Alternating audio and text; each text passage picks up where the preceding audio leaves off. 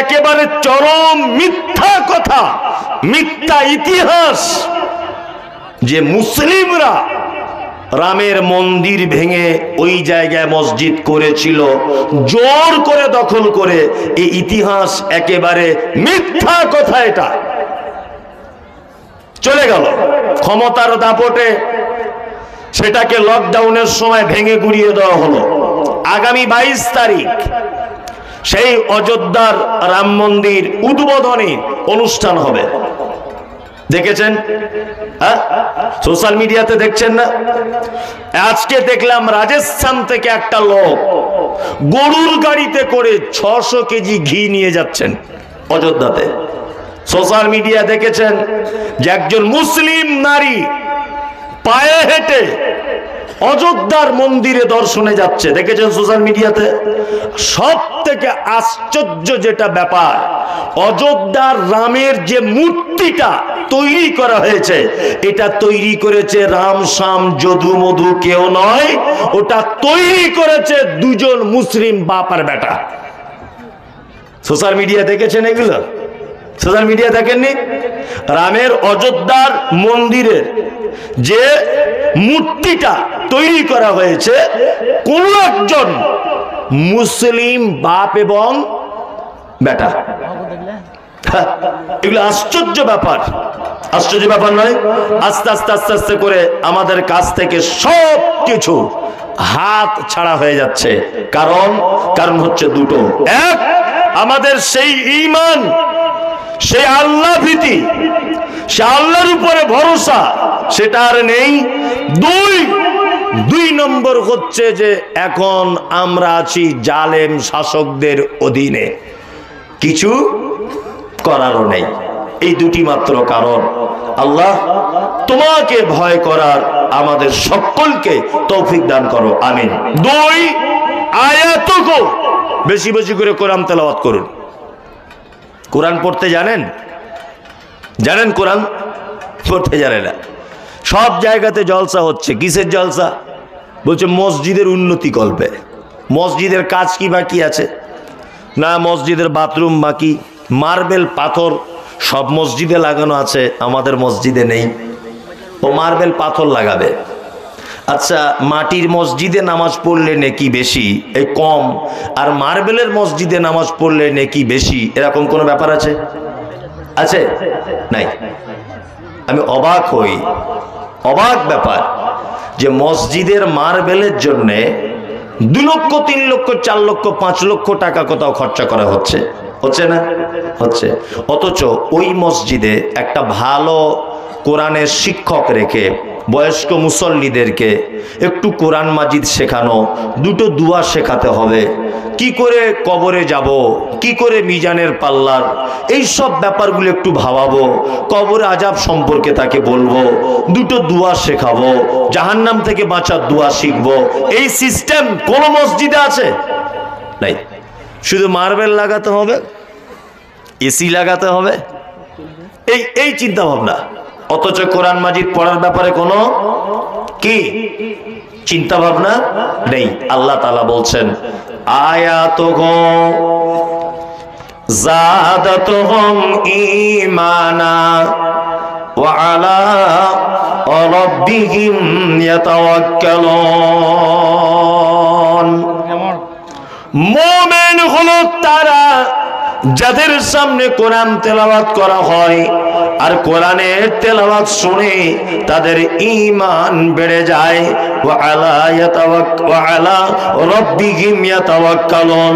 আর মুমিন হলো সেই যে সমস্ত ব্যাপারে ভরসা রাখবে আল্লাহর উপরে। ভরসা কার উপরে রাখবে? আল্লাহর উপরে। ছেলে মেয়ে হচ্ছে না, 10-12 বছর বিয়ে শাদী করেছেন, হ্যাঁ, ভরসা কার উপরে রাখতে হবে? আল্লাহর উপরে। কিন্তু কিছু মুসলমান আছে যারা বোকা, আল্লাহকে বাদ দিয়ে কোনো মাজারে যাচ্ছে, কোনো জায়গায় গিয়ে সেজদা দিচ্ছে না, আমতলায়, গাছতলায়, বাঁশতলায়, অমুক মাজার, অমুক বাবা, এসব করছে না। এগুলো কি ইসলামে শিরক? সমস্ত ব্যাপারে ভরসা কার উপরে? আল্লাহর উপরে। ভালো মন্দ সুস্থতা অসুস্থতা, সচ্ছলতা অসচ্ছলতা, অভাব অনাটন, যা কিছু ভরসা করতে হবে খাইরিহি ওয়া শাররিহি মিনাল্লাহি তাআলা। ভালো মন্দ সব কার উপরে ভরসা? আল্লাহর উপরে ভরসা করতে হবে।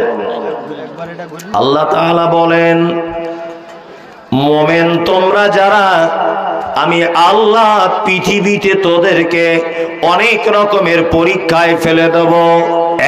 এক, وَلَنَبْلُوَنَّكُمْ بِشَيْءٍ مِّنَ الْخَوْفِ وَالْجُوعِ وَنَقْصٍ مِّنَ الْأَمْوَالِ وَالْأَنفُسِ وَالثَّمَرَاتِ وَبَشِّرِ الصَّابِرِينَ الَّذِينَ إِذَا أَصَابَتْهُمْ مُصِيبَةٌ قَالُوا إِنَّا لِلَّهِ وَإِنَّا إِلَيْهِ راجعون। মোমেন তোদেরকে পরীক্ষা করা হবে খাদ্যর অভাব দিয়ে। খাদ্য বলতে কেমন? সরিষার তেল 20 টাকা কেজি ছিল, আজকে 150 টাকা কেজি হয়ে গেল। একজন মানুষ মনে মনে ভাববে এত দাম বেড়ে গেল, কি করে কিনবো আর কি করে খাবো? আল্লাহ বলছে, খাউফ, তোদেরকে ভয় দেখাবো আর রুজির ভয় দেখাবো। তোদের মাল নষ্ট করে দিব, তোদের মাঠের কাঁচা ফসলকে, পাকা ফসলকে আমি আল্লাহ বরবাদ করে দিব। কিন্তু একটা লোক যদি মোমেন হয়, তাহলে ওই মোমেন ব্যাপারে আল্লাহ তাআলা বলছেন ওয়াবাশশিরিস সাবিরিন। মোমেন তার যতটাই ক্ষতি হয়ে যাক না কেন, সে এক বাক্যে এটা বলবে, আল্লাহ করেছে তাই হয়েছে, আল্লাহ দিয়েছে তাই হয়েছে, আল্লাহ নিয়ে নিয়েছে তাই চলে গেছে, আল্লাহ দেয়নি তাই হয়নি। এক কথাতে সমস্ত ব্যাপারে আল্লাহর উপরে ভরসা করবে। আল্লাহ বলছে, আমার উপরে যদি ভরসা করো তাহলে ওয়াবাশশিরিস সাবিরিন, এই ধৈর্যশীলদের জন্য সুসংবাদ রয়েছে, তার নাম হলো জান্নাত। মোমেন না, মোমেন তোমার যত প্রকারের বিপদ আপদ যা কিছু হোক না কেন, তুমি যদি ধৈর্য ধরতে পারো তাহলে তোমার জন্য কি জান্নাত অপেক্ষা করছে। শুধু তুমি একটু ধৈর্য ধরো, বিপদে পড়লে শুধু একটু ধৈর্য ধারণ করো। আমাদের মাঝে একবার একজন নবী ছিলেন, নাম হচ্ছে আইয়ুব আলাইহিস সালাম। শুনেছেন? গায়ে সব কি হয়েছিল? পোকা হয়ে গেছিল, দুর্গন্ধ। আমাদের মাঝে একজন নবী ছিলেন, নবীটিকে ইউনুস আলাইহিস সালাম মাছের পেটের ভিতরে তিনি চলে গিয়েছিলেন, তাই না? গিয়েছিলেন কি জাননি? গিয়েছিলেন। আমাদের মাঝে একজন নবী ছিলেন, নবীটির নাম ইব্রাহিম আলাইহিস সালাম। ইব্রাহিম আলাইহিস সালামকে কি করা হয়েছিল? আগুনের ভিতরে নিক্ষেপ করা হয়েছিল, তাই না? আচ্ছা, আমাদের মাঝে একজন নবী ছিলেন, নবীটির নাম মূসা আলাইহিস সালাম। ফেরাউন তাকে তাড়া করে নিয়ে যাচ্ছে, একদম কঠিন অবস্থা। ডান দিকে ফেরাউন, বাম দিকে ফেরাউন, পিছনে ফেরাউন, চারিদিকে ফেরাউনের লোক লস্কর ঘিরে রেখেছে, সামনে বিশাল নদী। মূসা আলাইহিস সালাম কি বলেছিলেন? যে আল্লাহ, তুমি আমাকে সঠিক রাস্তা দেখিয়ে দাও, আমার আল্লাহ আছে, নিশ্চয়ই তিনি সঠিক রাস্তা বার করে দিবেন। তিনি এই কথা বলেননি যে আল্লাহ এই নদীর মাঝখান থেকে তুমি আমায় রাস্তা করে দাও। আল্লাহ সুবহানাহু ওয়া তাআলা একজন ঈমানদারকে এই পৃথিবীতে বিপদে ফেলে উপরে চুপচাপ বসে থাকবে, এটা হতে পারে না। মূসাকে যখন তাড়া করে নিয়ে যাচ্ছে, আল্লাহ তাআলা মূসাকে ডেকে বলছেন, মূসা, তোমার হাতের লাঠিটা দিয়ে শুধু একটু টাচ করো। হাতের লাঠি দিয়ে মূসা আলাইহিস সালাম নদীতে টাচ করলেন, রাস্তা হয়ে গেল, মূসা আলাইহিস সালাম পার হয়ে চলে গেলেন। ফেরাউন নেমেছে, আল্লাহ ফেরাউনকে ডাকছে, আয় ঠিক মাঝ বরাবর আয়, তারপরে তোকে সাইজ করে দিব। ঠিক মাঝ বরাবর এলো, জড় পদার্থ পানি। আল্লাহ তাআলা বলছেন পানিকে, চলো তুমি চলতে থাকো। পানি আবার নিজ গতিতে চলতে লাগলো। ফেরাউন হাবুডুবু খেতে খেতে এক পর্যায়ে কি মারা গেল। তার মানে বোঝা যায় যে মানুষ যতই বিপদে পড়ুক না কেন, যতই সমস্যার সম্মুখীন হোক না কেন, এটা বাঁচাতে পারে কে? আল্লাহ। কিন্তু আমরা এত বড় বোকা, 3 দিন জ্বর হয়েছে, 4 দিন ওষুধ খেয়েছে, সুস্থ হয়নি, 5 দিনের মাথাতে গলায় দেখছি 1.5 কেজি ওজনের তাবিজ নিয়ে ঘুরছে। বুঝছে না? হ্যাঁ হ্যাঁ, মেয়েটা পেচ্ছাপখানাতে পেচ্ছাপ করতে গিয়ে বাচ্চা মেয়েটা ভয় খেয়ে গেছে। তোর মেয়েটা ভয় খেয়ে গেছে গেলে ওর মায়ের আর ঘুম হয় না, কখন মৌলভী সাহেবের কাছে নিয়ে যাবে।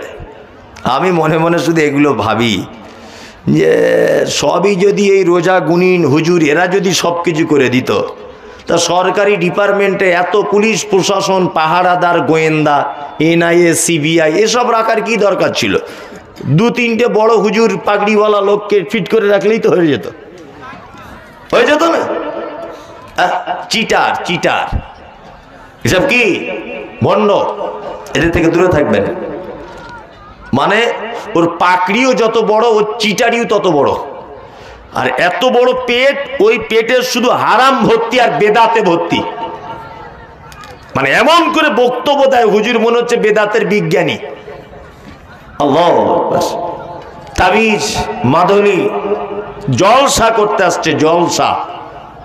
আল্লাহর কসম করে বলছি, সোশ্যাল মিডিয়া দেখতে পাবেন, জলসা করতে এসেছে মোটামুটি গাড়ি থেকে 1 ব্যাগ মাদুলি নিয়ে তবে স্টেজে উঠছে। বলছে যারা যারা যাবেন, শেষে যারা বাড়ি যাবেন, এই 10 টাকার একটা করে মাদুলি নিয়ে যাবেন, সমস্ত রোগের ঔষধ। আল্লাহু আকবার। আল্লাহ তুমি এই জাতিকে বাঁচাও, বলুন আমিন আমিন। আমি হিন্দুদের ব্যাপারে কোনোদিন কোনো কথা বলবো না, কারণ হিন্দু সে জন্মসূত্রে এ কথা বলে দিয়েছে আমি একজন হিন্দু, তাকে আর আমার কিছু বলার রাইট নেই। কিন্তু তুমি মুসলিম দাবি করে তারপরে মাজার ফকির এটা ওটা পীর হুজুর খেজুর এসব নিয়ে ব্যস্ত আছো, তোমার ব্যাপারে বলা উচিত না অনুচিত? উচিত। হিন্দু সে জন্মসূত্রে স্বীকৃতি দিয়ে দিয়েছে আমি একজন হিন্দু, তার মানে তার ব্যাপারে আর কোনো কথা বলা চলবে না। কিন্তু তুমি মুসলমান দাবি করছো, তারপরেও তুমি যদি এই সব নিয়ে ব্যস্ত থাকো, তাহলে তোমার ব্যাপারে মুখ খোলা যাবে কি যাবে না? যাবে? মুখ খোলা যাবে না, মুখ খুলতেই হবে। আল্লাহ সুবহানাহু ওয়া তাআলা বলছেন আয়াতুহু যাদাতুহুম ঈমানা ওয়া আলা রাব্বিহিম ইয়াতাওয়াক্কালুন। মুমিন সর্বক্ষণ আল্লাহর উপরে ভরসা করে।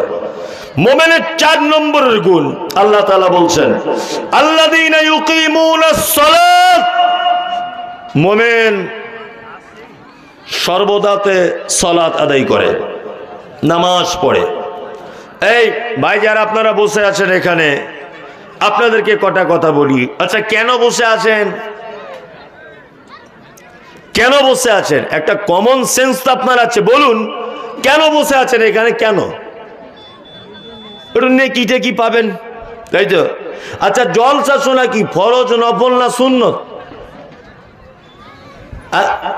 কিছুই নয়, তাই না? শুনলে নেকি পাবেন, না শুনলে কোনো গোনা নেই, তাই তো? আচ্ছা, আর নামাজ বা সালাত এটা সুন্নত নফল না ফরজ? সবাই জানেন তো ফরজ? হ্যাঁ, সবাই জানেন ফরজ। তা যারা এখানে নেকির উদ্দেশ্যে বসে আছেন, আজকে এশার নামাজ পড়েছেন কারা কারা? হাত তুলুন তো, সত্যি করে হাতটা তুলুন। দেখুন, এশার নামাজ পড়েনি অথচ জলসায় নেকি পাবে বলে বসে আছে এখানে। কি অবস্থা! আস্তাগফিরুল্লাহ। এই মাথায় টুপি দেওয়া বা পাগড়ি পরা এটা কি সৌন্দর্য? এটা সুন্নত নয়, নফল নয়, ফরজ নয়, কিছুই নয়। কি বললাম বুঝলেন? এটা একটা সৌন্দর্য, তাই তো? এখন একটা লোক, আরে কোমর থেকে এই জায়গাগুলো আর কি ঢাকা কি সুন্নত ফরজ না নফল? ফরজ। লজ্জাস্থান ঢাকা কি ফরজ। তো একটা লোক যদি পাছার কাপড় আগলা করে দিয়ে মাথায় যদি টুপি পরে, 1.5 ফুট ওজনের টুপি, আচ্ছা এটা কেমন দেখাবে? ভালো দেখাবে? পাছার কাপড় খোলা, মাথায় টুপি, ভালো দেখাবে না? ঠিক তেমন ঈশার নামাজ পড়েনি, সারাদিন নামাজ পড়েনি, রাতের বেলা তবুও ঠান্ডাতে বসে বসে জলসা শুনছে। ও ভেবেছে মনে হয় আজকে রাতেই জান্নাত জাহান্নামের ফয়সালা হবে, এটা ভেবেছে।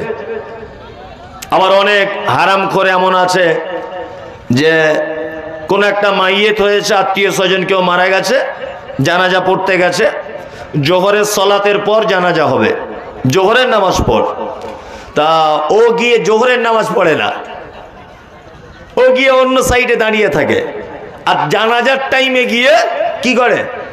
জানাজার নামাজ পড়ে, অথচ জোহরের ফরজ নামাজ সেটা পড়ে না। এরকম লোক আপনাদের এইদিকে নেই, আমাদের ওদিকে আছে, আপনাদের দিকেও আছে না? হ্যাঁ, জোহরের নামাজ পড়ে না। আচ্ছা নফল রোজা, নফল নামাজ এগুলো পড়ে বেশি কারা? ছেলেরা না মেয়েরা? মেয়েরা। ওর বাপ মরে গেছে ওদিন রোজা, ওর দাদুর জন্মদিন ওদিন রোজা, বড় ছেলে হয়েছিল ওদিন রোজা, ওর ছেলে হাঁটতে শিখেছে সেদিন রোজা, ওর রোজার ঢঙের শেষ নাই, সব সময় রোজা। অনেক সময় করে না মেয়েরা, দেখবেন কিছু না কিছু বলছে রোজা করছি। কিসের রোজা? বলছে আমার বড় ছেলে কথা বলতে শিখেছিল, প্রথম মা বলেছিল তাই। কিছুই খুঁজে পাচ্ছে না, কি করবে? কিছু তো করতে হবে। তার মানে ও ভেবেছে নফল রোজা রাখলে আল্লাহ জান্নাতে ঢোকা যায়। নফল নামাজ বেশি পড়ে, জোহরের 4 রাকাত ফরজ নামাজ, তাই না? আরো সুন্নত পড়ে, নফল পড়ে, ওর মায়ের জন্য পড়ে, কাজা নামাজ পড়ে, ওর অনেক ঢঙের নামাজ। মেয়েদের এমনি হাদিস আলাদা, কি না? গ্রাম্য হাদিস কিছু ওদের আলাদা আছে। ওই মেয়েটা কি বলবে যে একটু পর্দা করে চলো না, রাস্তাঘাটে ঘুরছে, একটু গায়ে ওড়না টোড়না দিয়ে চলো। ও তখন বলছে পর্দা মনের ব্যাপার। নফল রোজা করে জান্নাত যেতে চাইছে, নফল রোজা করে ও কোথায় যেতে চাইছে? জান্নাতে। নফল নামাজ পড়ে কোথায় যেতে চাইছে? জান্নাতে। অথচ পর্দা এটা নফল না সুন্নত না ফরজ? ফরজ। ও ফরজ করবে না, নফল করে জান্নাত যেতে চাইছে। মানে আমাদের টোটাল সব সিস্টেমটাই আলাদা, আলাদা সব সিস্টেমটা আলাদা। আজকে সারাদিন নামাজ পড়িনি, ও জলসা শুনে